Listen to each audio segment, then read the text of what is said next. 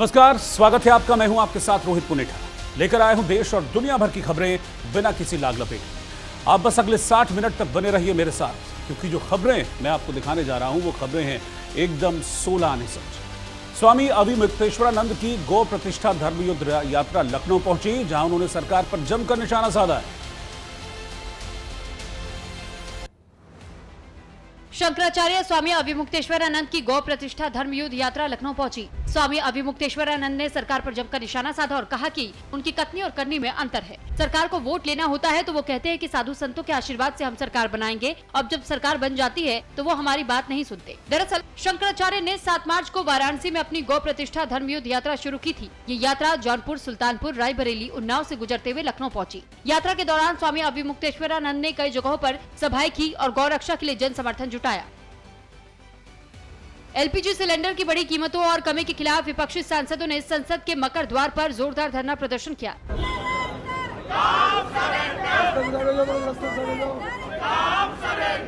प्रदर्शन में प्रियंका गांधी सहित विपक्ष के कई और नेता ने हिस्सा लिया और सरकार के खिलाफ नारेबाजी की। सांसदों ने पेट्रोलियम मंत्री हरदीप सिंह पुरी से इस्तीफे की मांग की है।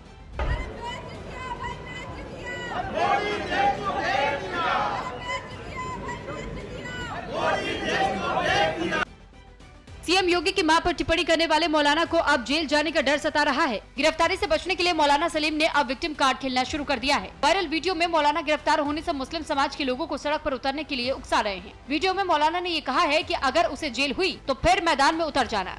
अब्दुल्ला सालिम को कल जेल हो जाए तो फिर फेसबुक के ऊपर सिर्फ ट्वीट करेंगे, सिर्फ ट्विटर पे ट्वीट करेंगे, फेसबुक पे मैसेजेस करेंगे और एहतजाज होता है तो कहाँ होता है? फेसबुक पे, व्हाट्सएप पे। मैदान में निकलकर हम एहतजाज करने का सिस्टम नहीं जानते। दरअसल बिहार के मौलाना सलीम के खिलाफ पूरे प्रदेश में प्रदर्शन हो रहा है। उसके खिलाफ यूपी, उत्तराखंड में अब तक 120 से अधिक शिकायतें दर्ज हुई हैं। रायबरेली के राय गांव में अवैध असलाहों के साथ घूम रहे 2 संदिग्ध युवकों को ग्रामीण ने पकड़ लिया। ग्रामीणों ने संदिग्ध युवकों को घेर करके पुलिस को सूचना दी। पुलिस मौके पर पहुंची। पुलिस के पहुंचने से पहले ही ग्रामीणों ने उनकी तलाशी ली। युवकों के कब्जे से अवैध असलहे बरामद हुए। ग्रामीणों ने युवकों का वीडियो भी बना लिया। ग्रामीणों की सूचना पर मौके पर पहुंची पुलिस के दोनों युवकों को हिरासत।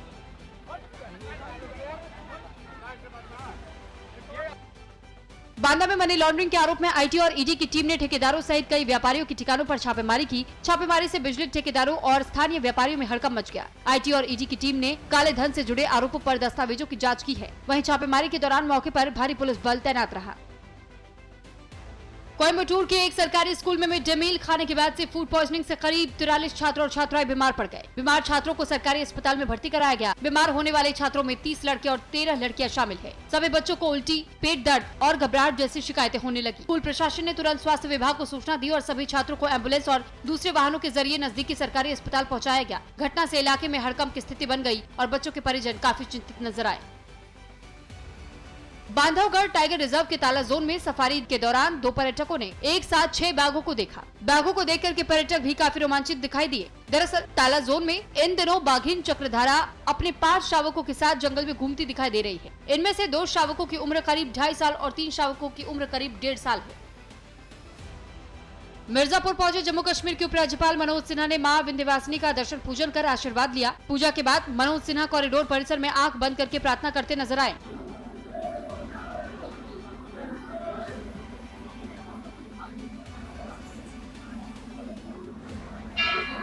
मनोज सिन्हा के दौरे को लेकर के सुरक्षा व्यवस्था भी काफी चाक चौबंद दिखाई दी। और फिलहाल इस वक्त की ब्रेकिंग न्यूज आपको बता दूं, भारत आ रहे थाईलैंड के जहाज पर हॉर्मुज स्ट्रेट में हमला हुआ है। हॉर्मुज स्ट्रेट में थाईलैंड के कार्गो जहाज पर अटैक हुआ है और यह हमला ईरान ने किया है, यह जानकारी मिल रही है। ओमान के करीब थाईलैंड के झंडे वाले बल्क कैरियर मयूरी नारी पर यह अटैक किया गया है। ओमान की नौसेना ने 20 क्रू मेंबर्स का रेस्क्यू हालांकि कर लिया है, लेकिन अभी भी 3 लोग लापता बताए जा रहे हैं। हॉर्मुज स्ट्रेट कई महीने से बंद रह सकता है, इस बात की चेतावनी ईरान पहले भी दे रहा था और अब भी इस तरह की चेतावनी दे रहा है। कुवैत और ये कहा जा रहा है कि अमेरिकी ठिकानों पर लगातार मिसाइल से हमले किए गए हैं ईरान की तरफ। तो ईरान एक तरफ तो अटैक कर ही रहा है, इजराइल पर भी वो हमले कर रहा है और जो मिडिल ईस्ट में अमेरिका के ठिकाने हैं उन पर अटैक कर रहा है। लेकिन इस बीच ईरान की तरफ से अटैक किया गया है और खबर ये मिल रही है कि थाईलैंड के जहाज को इस बार निशाना बनाया गया है। ये जो तस्वीरें आप देख रहे हैं मेरे पीछे, ये उसी जहाज की तस्वीर है। आप देखिए कैसे ईरान की मिसाइल गिरी इस जहाज पर। थाईलैंड का जहाज था जो कि भारत आ रहा था और इससे नुकसान हुआ है। ईरान ने पहले भी इस बात की चेतावनी दी थी कि हम हॉर्मुज स्ट्रेट से सिर्फ उन्हीं देशों के जहाज़ों को गुजरने देंगे जिनके जो देश इजराइल और अमेरिका के राजदूतों को अपने यहाँ से हटा देगा, अपने यहाँ से निकाल देगा। और आप देखिए कि हॉर्मुज स्ट्रेट से जब ये थाईलैंड का जहाज़ भारत आ रहा था तो इस पर अटैक किया गया है, ईरान की तरफ से हमला किया गया है। इस वक्त की ब्रेकिंग न्यूज़, बड़ी खबर। आशीष दीक्षित इस खबर पर साथ में हमारे जुड़ रहे हैं। आशीष, अटैक किया गया, ये उसी चेतावनी का हिस्सा है जो ईरान की तरफ से दी गई थी? देखिए, निश्चित तौर पर ईरान लगातार हमले कर रहा है और बताया जा रहा है कि थाई जहाज एक दूसरे देश का झंडा लगा करके चुपके से हॉर्मुज स्ट्रीट से निकलने की कोशिश कर रहा था। इसी दौरान ईरानी जो खुफिया एजेंसी हैं या ईरान के जो टोही जहाज़ हैं, समंदर के ऊपर टहल रहे हैं, उनको पता लगता है कि एक जहाज़ हार्मुज स्ट्रीट से निकल रहा है। हार्मुज स्ट्रीट, मैं आपको बताऊं कि वो 35 किलोमीटर का बहुत छोटा सा सकरा रास्ता है। वहाँ से ईरान की मर्जी के बगैर कोई जहाज़ नहीं निकल सकता। लेकिन बताया जा रहा है कि ये ओमान के पास ये जहाज़ चुपके से निकलने की कोशिश कर रहा था, दूसरे देश का झंडा लगाकर निकलने की कोशिश कर रहा था, जिसके बाद उस पर यह हमला किया गया। क्योंकि ओमान बगल में ही है, इसलिए ओमान के जो नौसेना के अधिकारी या उनके जो जहाजी बेड़ा वहाँ था, वहाँ पहुँचे और इस जहाज़ से क्रू मेंबर्स को रेस्क्यू किया गया। लेकिन सवाल ये है कि ये जहाज़ बताया जा रहा है कि भारत आ रहा था, क्या इस पर भारत का झंडा लगा हुआ था? अगर भारत का झंडा लगा हुआ था तो गुजरात आ रहा है, ये बताया जा रहा था। अगर इस पर भारत का झंडा लगा हुआ था, अगर ये कहा जा रहा है, तो क्या ईरान को ये झंडा नहीं दिखा? और क्या इसको एक बड़े टकराव के रूप में देखा जाए कि ईरान अब किसी के भी जहाज को वहां से निकलने की इजाज़त नहीं देगा? क्या जो तेल संकट है, जो गैस संकट है, और ज़्यादा विकराल रूप लेने वाला है? ये बहुत तमाम सवाल हैं। लेकिन ये जो हॉर्मुज स्ट्रीट में इस जहाज के साथ हुआ है वो बहुत चौंकाने वाला है, क्योंकि 20% जो ऑयल है दुनिया का, जो अलग अलग मुल्कों में जाता है, इसी हॉर्मुज स्ट्रीट से जाता है।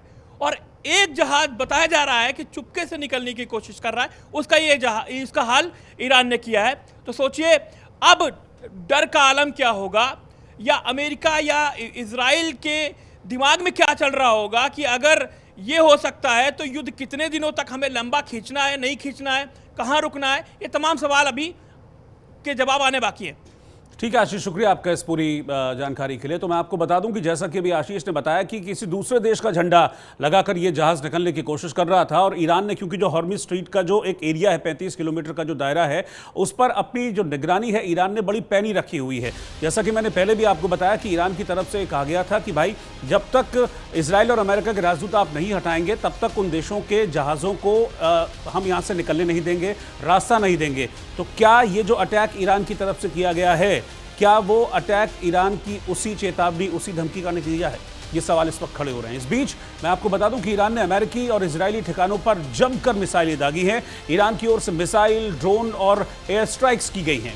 ईरान समर्थित समूह लेबनान, इराक और बाकी जगहों पर लगातार अटैक्स कर रहे हैं, हमले कर रहे हैं। दुबई एयरपोर्ट के पास ईरानी ड्रोन का अटैक हुआ और ये खबर मिल रही है कि इस हमले में कई लोग घायल हुए हैं। इजराइल, अमेरिकी ठिकानों पर लगातार मिसाइल और ड्रोन दागे जा रहे हैं ईरान की तरफ से। इस वक्त की ब्रेकिंग न्यूज़ में आपको बता रहा हूं, तो ईरान कह रहे हैं ना कि बिल्कुल हथियार डालने के मूड में नहीं है, और जहां जहां ईरान की पहुंच है, जहां तक ईरान की मिसाइलें जा सकती है, जहां तक ईरान के ड्रोन प्रहार कर सकते हैं, उन इलाकों में जाकर ईरान अटैक कर रहा है। और ईरान के निशाने पर मिडिल ईस्ट के वो देश हैं जहां पर अमेरिका के बेसेस हैं। ईरान के निशाने पर इजराइल है, क्योंकि अमेरिका तक डायरेक्ट पहुंच ईरान की है नहीं, डायरेक्ट अटैक वो अमेरिका पर कर नहीं सकता है। तो अमेरिका को अगर डेंट पहुंचाना है ईरान को, तो उसे मिडिल ईस्ट की उन्हीं कंट्रीज पर जहां पर अमेरिका के एयर बेसेस हैं वहीं पर स्ट्राइक करनी होगी। वो कर रहा है ईरान।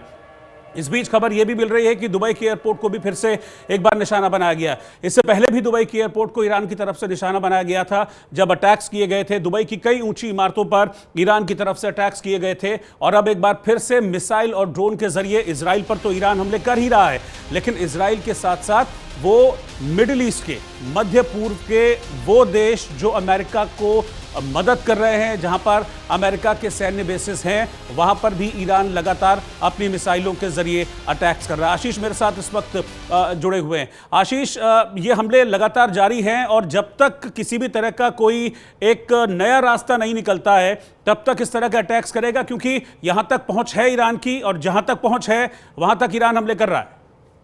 निश्चित तौर पर पूरी दुनिया ये देखकर हैरान है कि ईरान के पास ऐसी कौन सी टेक्नोलॉजी है जिसके तहत इतनी मार खाने के बाद भी वो अड़ा हुआ है, टिका हुआ है और हमले कर रहा है। आज जो 39 हमले किए गए वो अलग अलग जगह किए गए, लेकिन सबसे हैरानी वाला हमला जो है कुवैत में किया गया है, जो अल अदरी हेलीकॉप्टर बेस पर ईरानी मिसाइलें गिरी हैं जिसमें कई सारे अमेरिकी सैनिक मारे गए हैं और ये IRGC का दावा है। तो तमाम ये दावे सामने आ रहे हैं और सबसे इम्पॉर्टेंट ये है कि गल्फ के कई देशों में फ्लाइट्स जो आ जा रही हैं उनको चेतावनी देते हुए ईरान ने कहा है कि भैया फ्लाइट मत उड़ाइए, गलती से मिसाइल लग गई तो बहुत तगड़ा नुकसान हो सकता है। दूसरी बात यह है कि ईरान की तरफ से ये भी चेतावनी दी गई है, क्योंकि पिछले दिनों क्या हुआ कि अमेरिकी और इजरायली जो एक मिसाइल है वो ईरान के एक बैंक में जाकर टकराई और उसमें कई सारे लोग मारे गए। तो अब ईरान की तरफ से कहा गया है कि खाड़ी देशों के बैंक, खास तौर पे जो बैंक है उनको वो निशाना बना सकते हैं। सऊदी अरब में रिफाइनरी को पहले ही वो निशाना बना रहे हैं। बहरीन, कतर, कुवैत, UAE, तमाम उन मुल्कों में आज फिर से मिसाइलें दागी गई हैं। निश्चित तौर पर बहुत रणनीति के तहत ईरान में सब कुछ चल रहा है और उनकी तैयारी सालों की तैयारी है जिसके तहत वो स्टैंड लेकर खड़ा हुआ है। बताया जा रहा है कि एक एक पोस्ट के लिए, चाहे वो रक्षा मंत्री हो या विदेश मंत्री हो, एक एक पोस्ट के लिए 4 पहले ही उत्तराधिकारी बना दिए गए। अगर मैं मरा तो तुम देखना, मैं मरा तो तुम देखना। तो ये जो हायरार्की वहां पर बना दी गई है उसकी बदौलत ईरान बहुत मजबूती से जवाब दे रहा है। लेकिन कितने दिनों तक वो टिक पाता है अमेरिका इजराइल के सामने, क्योंकि कल कहा जा रहा था कि इजराइल और अमेरिका कोई बहुत बड़ा हमला करने वाला है, वो तो अभी तक नहीं दिखा।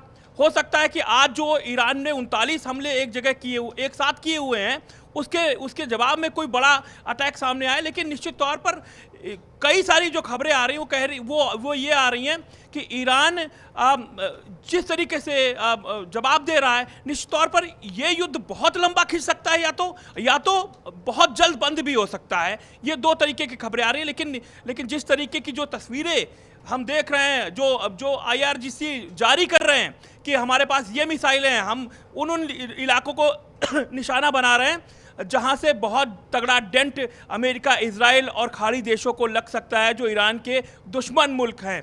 निश्चित तौर पर देखना होगा कि आज रात क्या कुछ बड़ा होगा, क्या अमेरिका इजराइल को जवाब देगा। ठीक है, शुक्रिया आपका जानकारी के लिए। इस बीच अयोध्या के अमावा मंदिर से एक बड़ी खबर सामने आ रही है। भक्तों और जरूरतमंदों को भोजन कराने वाली श्री राम रसोई फिलहाल बंद हो गई। इसकी वजह बना है गैस सिलेंडर का संकट। बताया जा रहा है कि सिलेंडर की कमी के चलते मंदिर परिसर में जो चल रही सेवा है वो फिलहाल ठप पड़ गई है, जिससे रोजाना भोजन पाने वाले कई लोगों को परेशानी का सामना करना पड़ रहा है। मंदिर से जुड़े लोगों का कहना है कि जब तक सिलेंडर की व्यवस्था नहीं हो जाती तब तक रसोई को दोबारा से शुरू करना मुश्किल है। वहीं भक्त और स्थानीय लोग उम्मीद कर रहे हैं कि जल्द ही इस समस्या का समाधान निकलेगा और श्री राम रसोई एक बार फिर से शुरू हो पाएगी।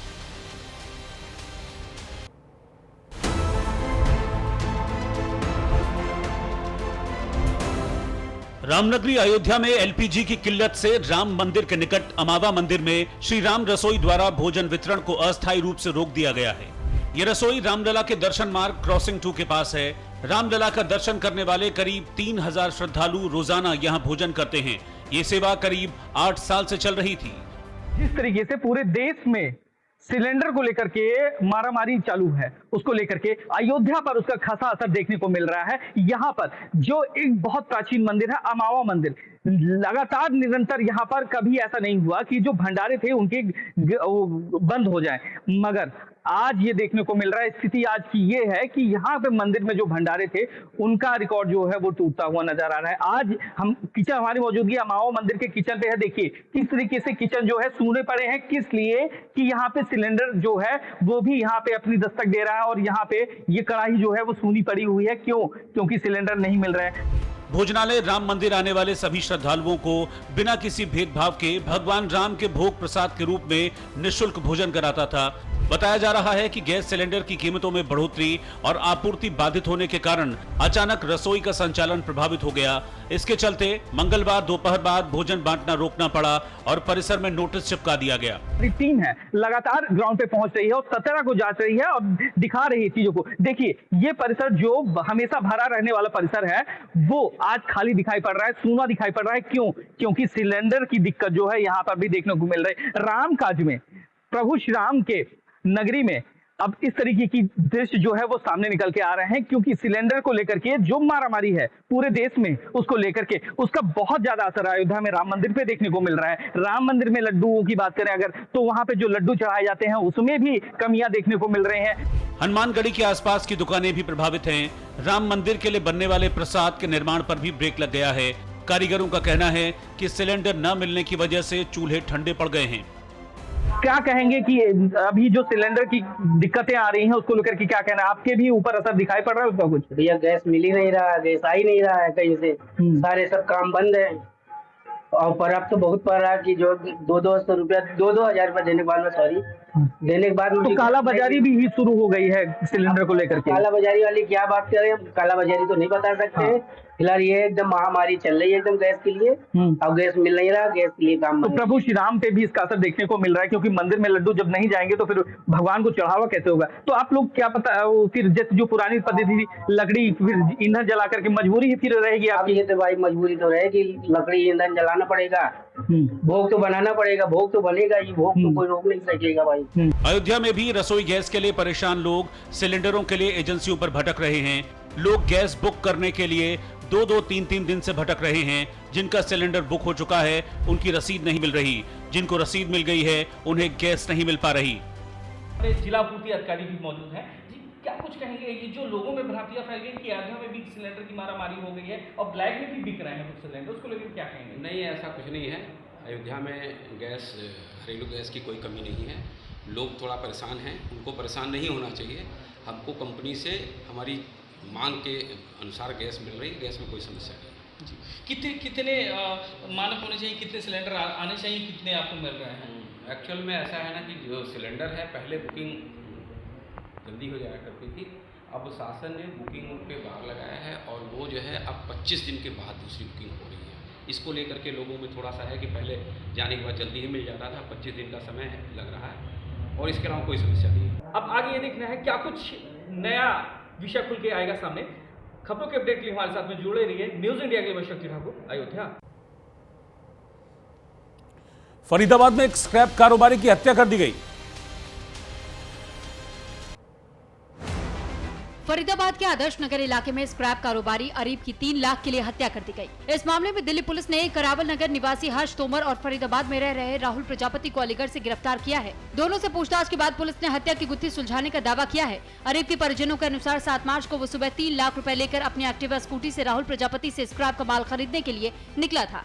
उसके बाद उसका फोन बंद हो गया। पूछताछ में राहुल प्रजापति ने पुलिस को बताया कि उसने 7 मार्च को अरीब को कैश लेकर के फरीदाबाद बुलाया था।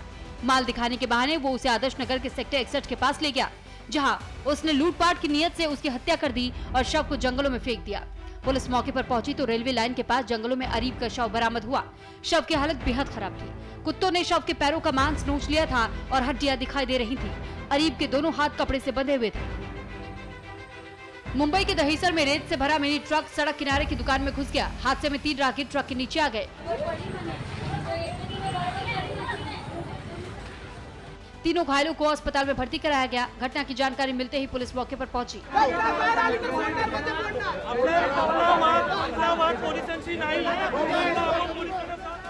मामले में कार्रवाई करते हुए पुलिस ने ट्रक ड्राइवर को गिरफ्तार कर लिया है।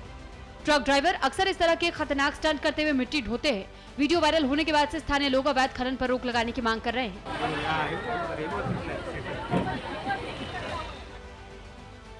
महाराष्ट्र के बीद में एक बेकाबू ऑटो रिक्शा बाइक में जा भिड़ा।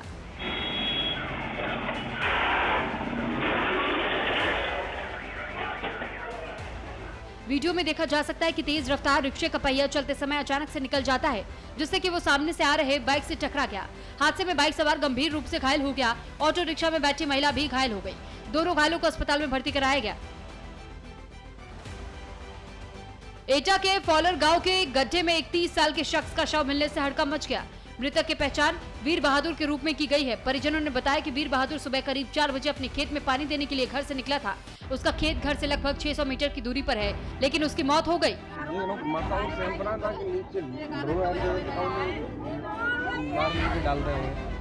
परिजनों ने आशंका जताई है कि युवक की हत्या कर शव को समरसेबल के पास फेंक दिया गया था। पुलिस इस मामले की हर एंगल से जांच कर रही है ताकि मौत के कारणों का पता लगाया जा सके।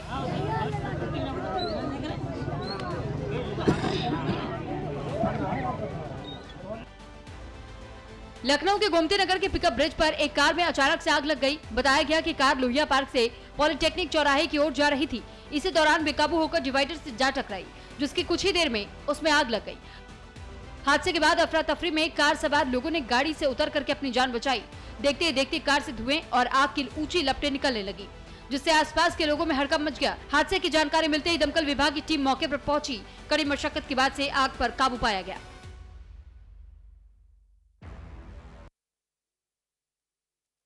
सुप्रीम कोर्ट ने इच्छा मृत्यु मामले में एक ऐतिहासिक फैसला सुनाया है। कोर्ट ने 13 साल से कोमा में रह रहे 31 साल के युवक हरीश राणा को इच्छा मृत्यु यानी पैसिव यूथनेशिया की मंजूरी दे दी। दरअसल गाजियाबाद के रहने वाले हरीश लाइफ सपोर्ट सिस्टम पर हैं।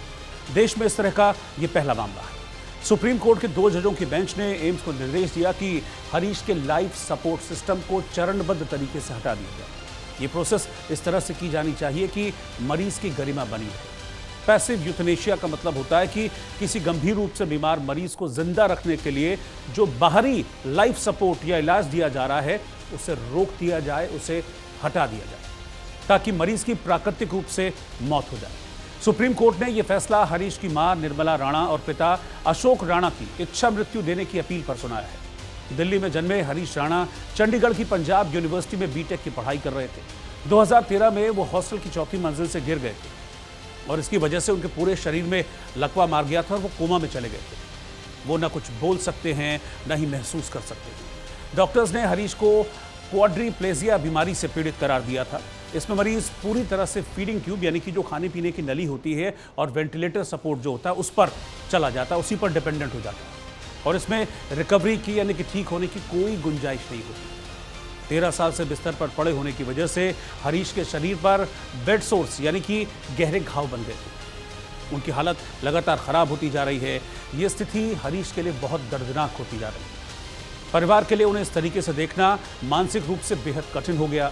वेंटिलेटर, दवाओं, नर्सिंग और देखभाल पर कई सालों से इतना खर्चा आ चुका है कि परिवार आर्थिक रूप से टूट चुका है और इसीलिए इस मांग को लेकर, पैसिव यूथनेशिया की मांग को लेकर परिवार सुप्रीम कोर्ट पहुंचा था, जहां पर सुप्रीम कोर्ट ने पहली बार हिंदुस्तान के इतिहास में पहली बार पैसिव यूथनेशिया पर यानी कि इच्छा मृत्यु पर मोहर लगाई। परमात्मा का धन्यवाद करता हूं जो आज जो हम करने जा रहे वो हुआ है, वो हम चाहते थे। ऐसे ही हमें न्यायाधीश टकरे जिन्होंने वो जजमेंट दी। 3 साल हो गए लड़ाई लड़ते हुए। कौन माता पिता अपना चाहता है कि अपने बेटे को ऐसे करे, परंतु हम चाहते कि जनहित में ऐसे पता नहीं हरीश जैसे कितने लोग पड़े हैं, उनका भी कल्याण हो। तो इसलिए ये मामला जो है चलता गया हाई कोर्ट से सुप्रीम कोर्ट में दोबारा अपील करी और आज हमें सफलता मिली है। गाजियाबाद हरीश राणा इच्छा मृत्यु मामले में सुप्रीम कोर्ट का आज जजमेंट आ गया है, जिसमें इच्छा मृत्यु की अनुमति दे दी है। आपको बता दें, आज से 13 साल पहले हरीश राणा चंडीगढ़ के एक कॉलेज में पढ़ते थे और अपनी पीजी की 4थी मंजिल छत से नीचे गिर गए थे, जिसके बाद में 13 साल से लगातार उनका इलाज चल रहा है। और उनके स्वास्थ्य के बारे में बात करें तो उनका जो शरीर है 100% काम करना बंद कर दिया। परिवार लगातार 13 सालों से इलाज करा रहा था, लेकिन डॉक्टरों ने भी जब जवाब दे दिया कि इनके सेहत में सुधार नहीं हो सकता है, तो परिवार ने एक याचिका सुप्रीम कोर्ट में डाली और इच्छा मृत्यु की मांग की। लेकिन काफ़ी समय के बाद अब आज जजमेंट आया है, जिसमें इच्छा मृत्यु को स्वीकार कर लिया गया है। हालांकि हरीश के परिवार की बात करें तो अभी कोई सामने नहीं आया है, लेकिन हमने उस सोसाइटी के बाहर खड़े हुए हैं जहां हरीश का परिवार रहता है और हरीश भी अंदर है। लेकिन जो सोसाइटी के लोग हैं उन्होंने बताया कि हरीश के पापा से, उनकी फादर से उनकी रोज़ बात होती थी, तो उनका कहना यही था कि जजमेंट आने वाला है। अब मैं समझ नहीं पा रहा हूँ कि इस पर खुश हूँ या दुखी हूँ, क्योंकि एक तरह से तो उसे इस चीज़ से छुटकारा मिल जाएगा, लेकिन कहीं ना कहीं जो हमारा बेटा हमारे सामने रहता था अब वो नहीं रहेगा। वहीं सुप्रीम कोर्ट ने भी अपना फैसला सुनाते हुए कहा कि सिवाय दुख के हरीश को कुछ नहीं मिलने वाला, इसलिए इच्छा मृत्यु स्वीकार की जाती है। फिलहाल हरीश अपने फ्लैट में अंदर है और यहाँ से उन्हें आईएमएस भेजा जाएगा, जिसके बाद में उनकी जो इच्छा मृत्यु की अनुमति है वो स्वीकार होगी। मैं ऋषभ भारद्वाज, न्यूज़ इंडिया, गाजियाबाद। नाम एनपी शर्मा जी, और इसी सोसाइटी में रहते हैं। क्या नाम है सोसाइटी का सर? ये Raj empire society. Sir Ashok Rana ji या हरीश राणा जी के बारे में? अशोक राणा जी उनके फादर हैं, और जो हरीश राणा है तो पिछले 13 वर्ष से, जैसा हमारी नॉलेज में आया, पिछले 13 वर्ष से वो कोमा में जी। और उन्होंने पहले भी एक बार रिक्वेस्ट की थी गवर्नमेंट ऑफ इंडिया कोर्ट से कि जो कोई ऐसा बना दिया जाए जिसमें इच्छा मृत्यु न मिल जाए जी, लेकिन शुरू में शायद वो सक्सेस नहीं हुई। बीच में उन्होंने गवर्नमेंट से भी कहा था भी मैं भी बुजुर्ग हूँ, मैं इस बच्चे का खर्चा इस अवस्था में उठाने में बड़ा असमर्थ हूँ, नहीं कर सकता, क्योंकि उनके पापा भी जो है वो भी बेचारे अपना बेकरी का या पेस्ट्री का ऐसे काम करते हैं, उम्र भी उनकी काफ़ी है, तो वो अपनी उम्र की वजह से अपने को असमर्थता जाहिर उन्होंने की कि मैं नहीं कर सकता इस बच्चे का, तो या तो गवर्नमेंट इसका खर्चा उठा ले या यूपी गवर्नमेंट इसका खर्चा उठा ले। तो उनकी बातों को कोई तवज्जो उस समय नहीं दी, लेकिन जैसे ही आज हमने न्यूज़पेपर में टीवी पे देखा कि अभी हरीश राणा को इच्छा मृत्यु मिल गई है। इधर यूपी के श्रावस्ती में एक युवती ने सूफियान नाम के युवक पर दुष्कर्म का आरोप लगाया। पीड़िता का कहना है कि युवक ने शादी का झांसा देकर उसे घर में बुलाया और इकोना में एक मकान में जबरन दुष्कर्म किया। घटना के बाद आरोपियों ने उसे जान से मारने की धमकी और उसके परिवार को भी नुकसान पहुंचाने की धमकी दी। पीड़िता का आरोप है कि गिलौला थाना पुलिस ने कोई ठोस कार्रवाई नहीं की, जिसके बाद वो इंसाफ की गुहार लेकर एसपी ऑफिस पहुंची। पुलिस सब बता रही है कि उन्हें शिकायत मिली है, हम जांच कर रहे हैं और इस मामले में आगे कार्रवाई की जाएगी। इस युवती का आरोप है कि उसके साथ दुष्कर्म किया गया, उसे फंसाया गया और फंसाकर उसके साथ दुष्कर्म किया गया। उसे मिलने के लिए बुलाया गया और फिर उसके साथ रेप, बलात्कार की वारदात को अंजाम दिया। मामला के घर से फुसला के लेके गए 5-6 लोग रहे, तो कि उसके बाद में गोंडा छोड़ दे, उधर से लड़का आया, उसके बाद में रात भर रही, मेरे साथ बदतमीजी किया। उसके बाद में वो लड़का, और जब इधर से एप्लीकेशन मम्मी डाली, उसके बाद में वो पूरे जितने लोग रहे, जब पुलिस के थाने से वो जाता नंबर जाता रहा है, तो उसके बाद में ये लोग छोड़ हमका भाग ली। अब बिहार के झांसी के लिए लेके जा रहे थे। बम्बई में? हाँ, बम्बई में। कितने लोग मिले हुए थे इसमें? मैं तो 8-9 लोग रहे। कुछ आपके साथ में गलत भी हुआ है? हाँ, गलत भी हुआ। तो थाने में जब आप लोग गए थे तो क्या वहाँ पर सुनवाई हुई? थाने में कोई नहीं सुनवाई। आज एसपी कार्यालय आए हैं, क्या आश्वासन दिया गया? ये कहीं नहीं थी, अगर वो हम बोले हैं तो उसको जेल पे भेजिए और मुकदमा लिखवाइए। मिडिल ईस्ट में चल रही ईरान, इजराइल, अमेरिका की वॉर का असर अब भारत में भी दिखाई दे रहा है। रसोई गैस यानी कि एलपीजी को लेकर देश के कई हिस्सों में चिंता का माहौल है। एलपीजी की कमी का असर आम जनजीवन पर साफ तौर पर दिखाई देने लगा है। लोग अब गैस पर खाना बनाना बंद कर चूल्हे पर खाना बनाने की तैयारी में लग गए। एलपीजी की भारी किल्लत की वजह से रेस्टोरेंट में सन्नाटा पसरा है। होटल और ढाबे वाले भट्टी पर खाना बनाने लगे हैं। गैस के लिए लोग लंबी लंबी कतारों में लगे हुए हैं और विपक्ष गैस सिलेंडर को लेकर प्रदर्शन कर रहा है। आपके सामने जो 5 तस्वीरें हैं, ये हाल बताने के लिए काफ़ी हैं कि कैसे देश भर में घरेलू और कमर्शियल गैस के लिए हाहाकार मचा हुआ है।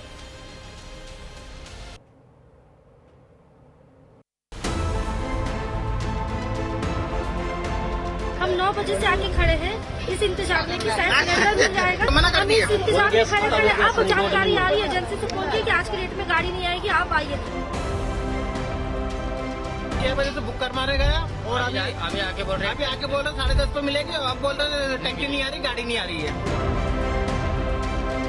मिल ही नहीं रही। आज मेरा तीसरा चक्कर है, सुबह 8 बजे से तीसरा चक्कर लगा चुका हूँ। अब मैं गाड़ी चलाऊँ, ऑटो चलाऊँ या मतलब टंकी के लिए लाइन में खड़ा रहूँ।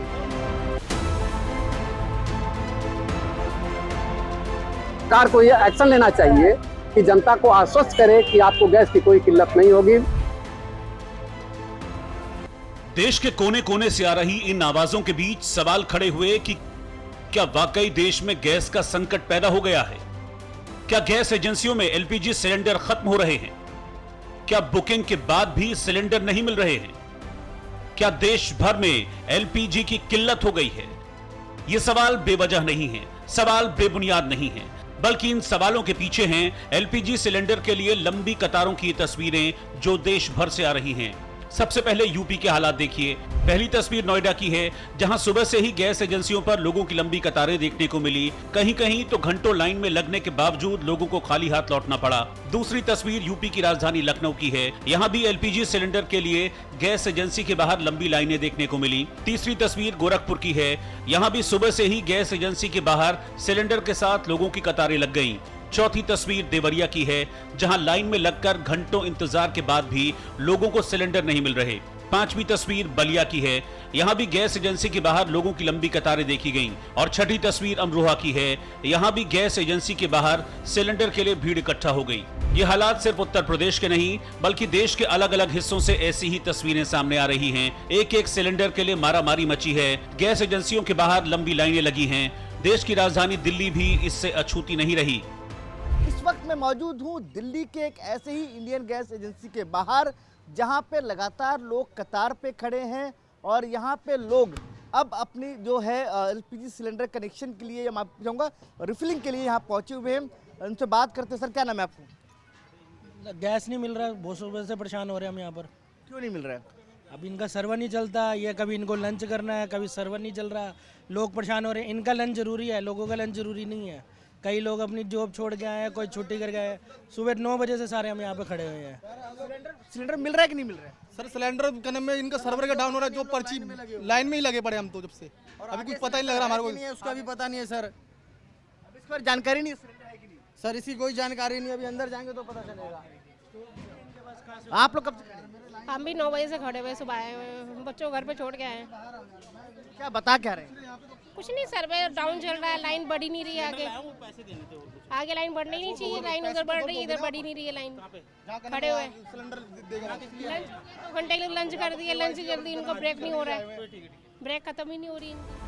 ये हालात मिडिल ईस्ट में जंग के कारण बने। जंग की वजह से तेल और गैस की सप्लाई कम हुई, जिसका साइड इफेक्ट भारत में भी देखने को मिला। गैस सिलेंडर की सप्लाई नहीं मिलने से मुंबई, बेंगलुरु के कई रेस्टोरेंट बंद हो गए। पुणे में गैस शवदागृह अस्थायी रूप से बंद हो गया है। गुजरात में गैस आधारित कई फैक्ट्रियां बंद हैं। अगर मिडिल ईस्ट में जंग चलती रही, तेल गैस सप्लाई का सबसे अहम रूट हॉर्मुज स्ट्रेट का रास्ता नहीं खुला, तो हालात और बिगड़ने के आसार हैं। ऐसे में संकट से निपटने के लिए सरकार ने 5 जरूरी कदम उठाए हैं। संकट को देखते हुए पेट्रोलियम मंत्रालय ने 3 तेल कंपनियों के कार्यकारी निदेशकों की एक हाई लेवल कमेटी बनाई है, जो सप्लाई की समीक्षा करेगी। गैस की सप्लाई को कंट्रोल करने के लिए केंद्र सरकार ने देश भर में एसेंशियल कमोडिटी एक्ट लागू किया है।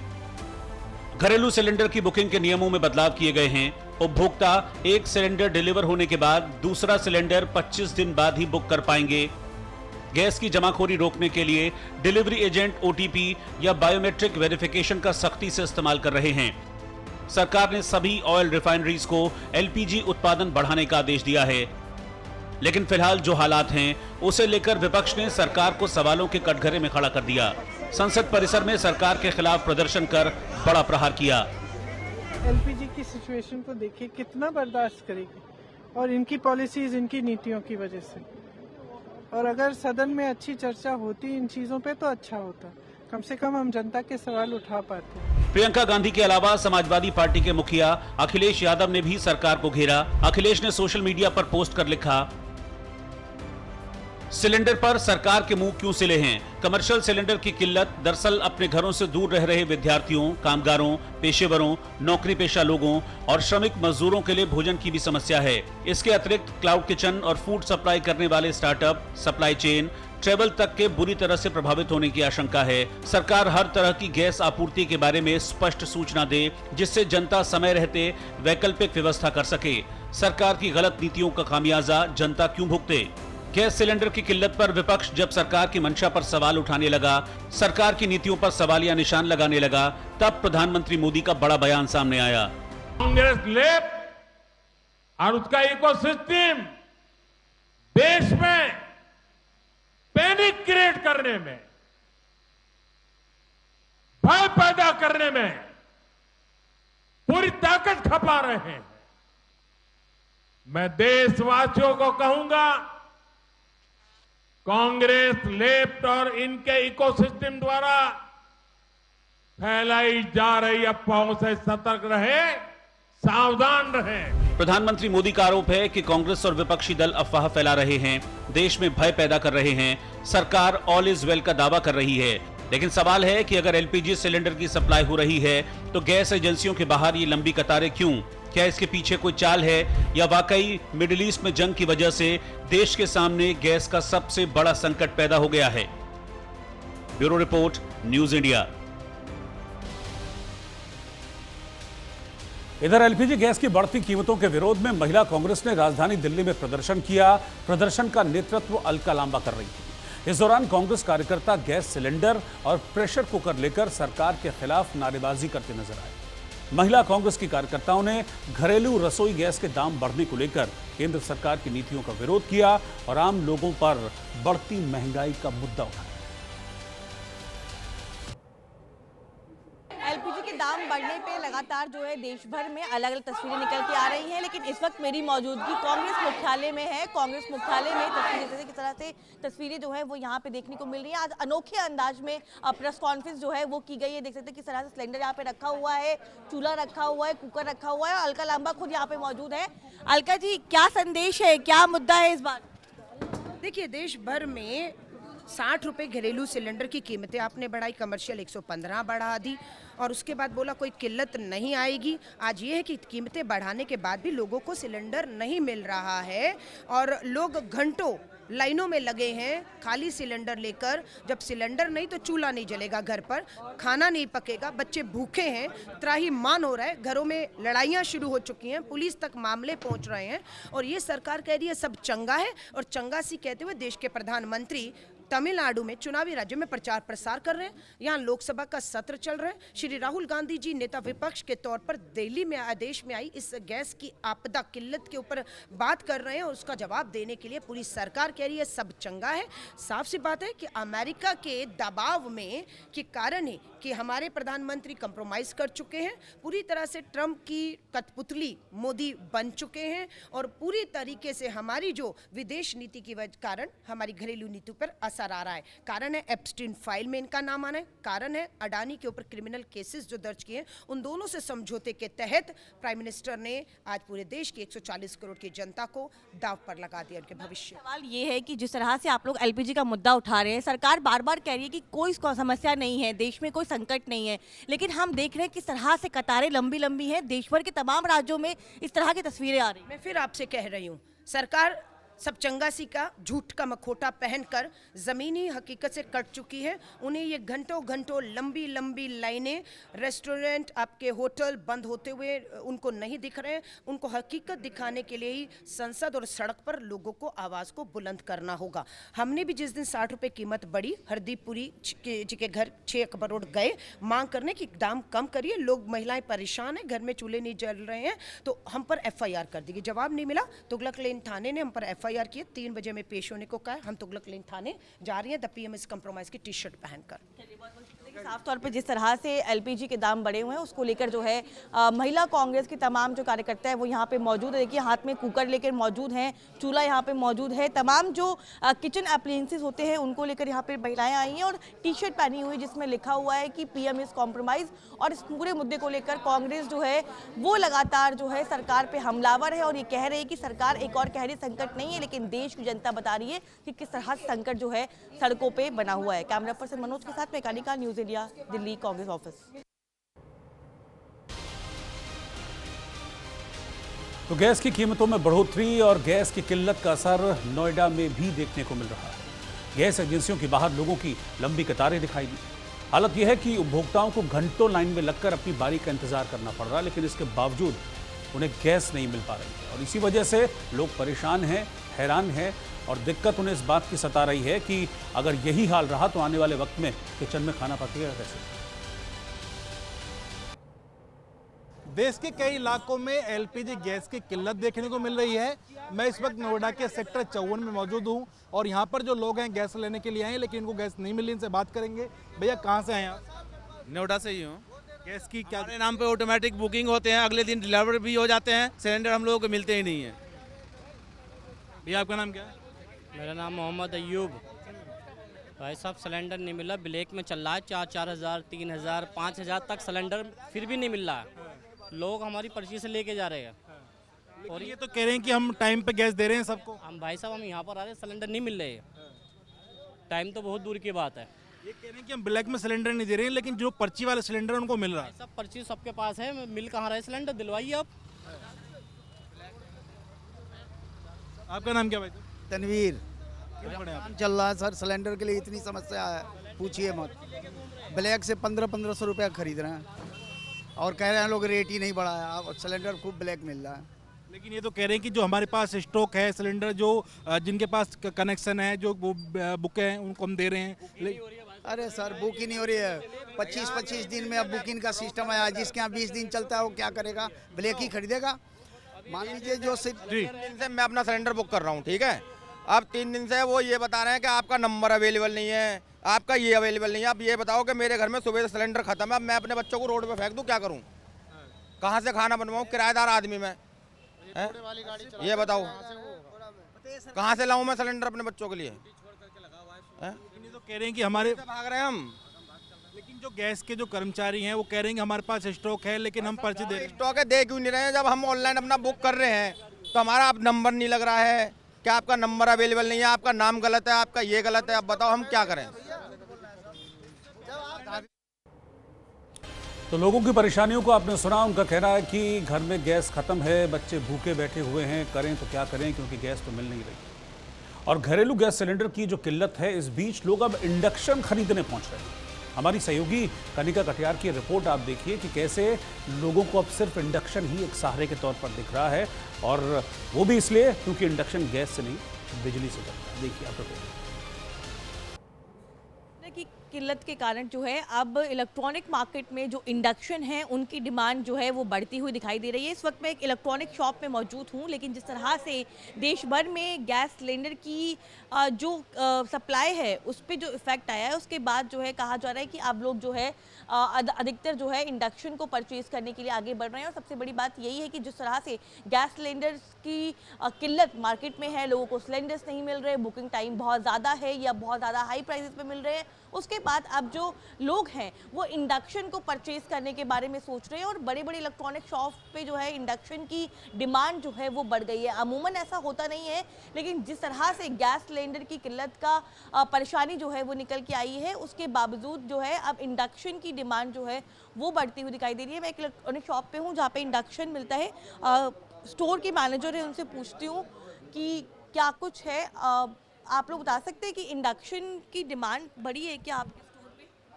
हाँ बढ़ रही है मैम, बताएंगे। दिवाकर वो देखिए ज़्यादा लोग आ रहे हैं इंडक्शन परचेज करने के लिए। अभी वॉकिंग कम है, एसी का है वो दिसंबर से।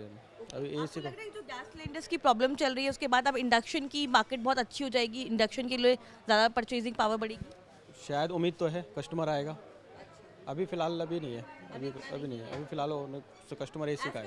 बाकी टाइम के अलॉट में इस बार ऐसा हुआ है अभी पिछले 2-3 दिन में क्या इंडक्शन के लोग आना शुरू हुए हैं? ये अगर देखा जाए तो कस्टमर मैक्सिमम अगर देखा जाए नहीं, 1 या 2 कस्टमर मैक्सिमम। क्या रेंज होती है, क्या रेंज शुरू होती है इंडक्शन की? तो जाएंगे कितने का हमारे पास स्टार्टिंग? तो वही 4 साढ़े 4 हज़ार रुपये से स्टार्टिंग आएगा मैम। तो मार्केट में अमूल इंडक्शन 4,500 से शुरू होता है। आते तो मिनिमम भी है 2-2.5 हज़ार का भी मार्केट में, 2-2.5 हज़ार का भी आता मार्केट में एक बार। ठीक है, देखिए तमाम जो लोग हैं वो बता रहे हैं कि इस तरह से इंडक्शन की फिलहाल अभी सप्लाई नहीं बढ़ी, लेकिन डिमांड नहीं बढ़ी, लेकिन कहा जा रहा है कि जिस तरह से गैस सिलेंडर की प्रॉब्लम आई है उसके चलते जो है इंडक्शन की डिमांड बढ़ जाएगी। फिलहाल ये एक स्टोर है जहाँ पर इलेक्ट्रॉनिक आइटम्स मिलते हैं, इंडक्शन भी यहाँ पे मिल रहा है, इसके अलावा तमाम जो इलेक्ट्रॉनिक आइटम्स हैं वो भी यहाँ पे अवेलेबल है। लेकिन सबसे बड़ी बात यही है कि गैस सिलेंडर की प्रॉब्लम के चलते जो है अब इंडक्शन की सप्लाई को कहीं ना कहीं उसमें बढ़ोतरी देखने को मिल रही है। और ये कहा जा रहा है कि अमूमन लोग जो है इंडक्शन परचेज नहीं करते थे, लेकिन फिलहाल अब इंडक्शन की परचेजिंग पावर पे भी इसका इम्पैक्ट जो है वो दिखाई दे रहा है। कैमरा पर्सन मनोज के साथ मैं कानिका, न्यूज़ इंडिया, दिल्ली, मयूर। तो पूरे देश में इस वक्त गैस सिलेंडर की किल्लत के चलते हाहाकार मचा हुआ है। इसी अफवाह को लेकर बस्ती के कई इलाकों में भी रात से ये चर्चा जोरों पर थी कि घरेलू गैस के सिलेंडर के दामों में भारी इजाफा होने वाला है। अब इस एक अफवाह ने महिलाओं और आम जनता की नींद उड़ा दी। सुबह से ही जो उपभोक्ता हैं वो अपनी खाली सिलेंडर लेकर एजेंसी के गेट पर जमा होने लगे। गैस एजेंसी का शटर खुलते ही अनुशासन और कतार की धज्जियां यहां पर उड़ गई। लोग एक दूसरे को लगभग धकेलते हुए अंदर की ओर दौड़ पड़े। वायरल हो रहा जो वीडियो है इसमें आप साफ तौर पर देख सकते हैं कि लोग भारी भरकम सिलेंडर को अपने सिर पर, कंधों पर रखकर कैसे तेजी से भाग रहे हैं। एजेंसी परिसर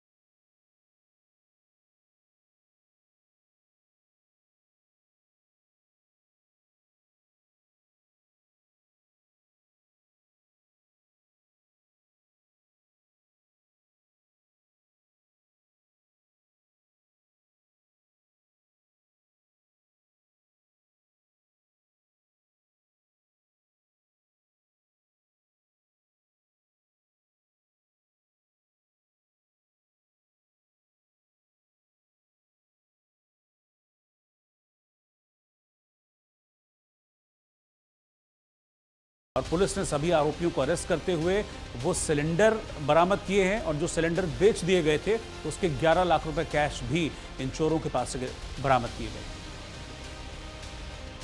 हमारी गाड़ी 2 तारीख को लोड हुई थी गजनेर के लिए, और भी गाड़ियां लोड हुई थी। भारत गैस के सिलेंडर होने का हमारा ठेका है गैस प्लांट से 5 साल का। गाड़ी तो मैं 2003 से लगी। गाड़ी लोड करके ड्राइवर प्लांट के बाहर खड़ी कर देते हैं। अधिकतर गाड़ी आज भी आप देख लो तो खड़ी रहती, 40-50 गाड़ी लगी। तो वो गाड़ी लोड करके ड्राइवर घर चला गया, क्योंकि होली की छुट्टी थी। 2 तारीख को लोड हुई, गजने जाना था, उतरनी नहीं थी, तो हमने कहा भाई तो अपनी छुट्टी मना लो। मेरे पास कल 2 बजे ड्राइवर का फोन आया, मेरे किसी गाड़ी के ड्राइवर का जो गाड़ी चलाता है इंद्रपाल का, कि भाई तो अपनी गाड़ी तो खाली परीक्षा में खड़ी। हमने गाड़ी तो गई नहीं है, राजू तो घर पे है जो एक्चुअली जो ड्राइवर था हमारा। फिर हम उसको राजू ड्राइवर जो हमारी गाड़ी पे था उसको लेके हम परीक्षा गए। बड़े गाँव की पुलिस ली हमने, राजेश SSO साहब को दिया, वहाँ गाड़ी का पूरा मुआयना किया, कैमरे वैमरे तलाशे। फिर बाद में पता किया तो उसने बड़े गाँव वालों ने कहा कि आपकी रिपोर्ट सीपरी थाने में लिखते, चूंकि गाड़ी सीपरी थाने के एरिया से गई है।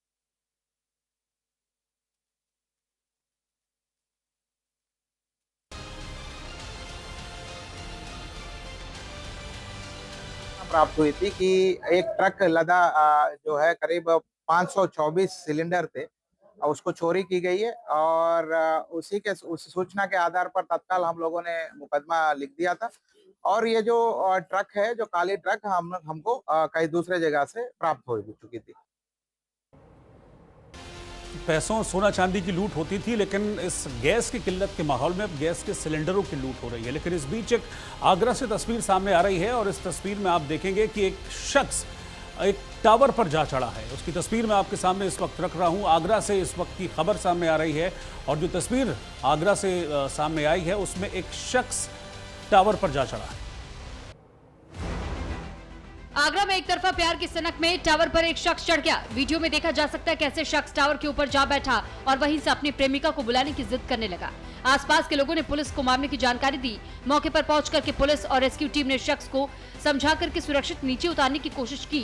शख्स पुलिस से भी प्रेमिका को बुलाने की जिद करने लगा और ना बुलाने पर मरने की धमकी देने लगा। इसका फोटो में रखे हुए हमीरपुर में अवैध मिट्टी खनन करते वक्त ट्रैक्टर से स्टंट का वीडियो तेजी से वायरल हो रहा है। देखिए कैसे ड्राइवर ओवरलोड ट्रैक्टर ट्रॉली को खतरनाक तरीके से हवा में उठाते हुए स्टंट करता दिखा दिया।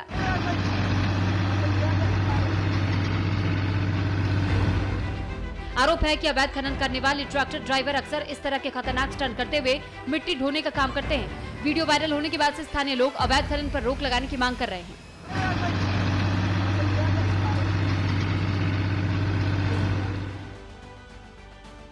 ग्रेटर नोएडा वेस्ट की रॉयल नेस्ट सोसाइटी में एक फ्लैट की छत का प्लास्टर अचानक गिर गया। हादसे में लैपटॉप और मोबाइल फोन टूट गया।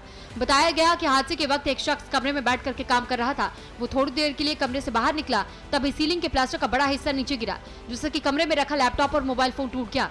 सोसाइटी के लोगों का ये आरोप है कि भारी मेंटेनेंस चार्ज लेने के बावजूद ऐसी घटनाएं हो रही है। देख लीजिए आप, यहाँ पे ये टूट गया, ऊपर से यहाँ पे पूरा सामान का लॉस हुआ है हमारा। ये जान लेन जान ये टॉप, और यहाँ पे हुआ ये रॉयल नेस्ट सोसाइटी में, टॉप ऑफ द सोसाइटी है यहाँ पे नोएडा में। यहाँ पे अगर कोई सो रहा होता है यहाँ पे हो। और 16 ने सच्ची खबरें दिखाने के बाद अब वक्त है आपसे विदा लेने का। कल फिर मुलाकात होगी। नमस्कार।